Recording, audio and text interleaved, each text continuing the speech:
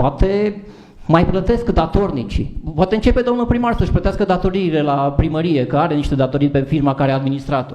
Începe el, dă un bun exemplu și își plătește datoriile. El, primul. Și după aia vin și ceilalți. Dacă vorbim de bani care trebuie plătiți. Vedeți afirmațiile care le faceți că s-ar putea să ajungem prin penal pe undeva, domnul Buzilă.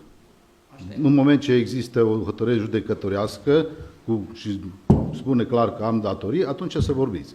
Că s-ar putea să ne judecăm noi. Afirmația aici. Dacă intrați oricare dintre noastre pe site-ul ANAF și dați Protcompui, o să vedeți 21 de milioane de lei datorii, peste 21 de milioane de lei. Asociat, în momentul când firma a intrat în insolvență, Olariu Dumitru, Olariu Luminița. Pe dosare, pe portalul instanțelor de judecată este așa, în dosarul Protcompuiu, debitor Protcompuiu, creditor Primăria Municipiului Toplița. Da? Ca să ne înțelegem foarte bine. Deci Protcompuiu, unde a fost asociat și administrator, are datorii la Primăria Municipiului Toplița. Nu știu suma, poate ar trebui să facă publică și suma asta, nu știu cât o fi, 1000, 2000, 5000, 10.000 de lei, nu, habar n-am, nu știu.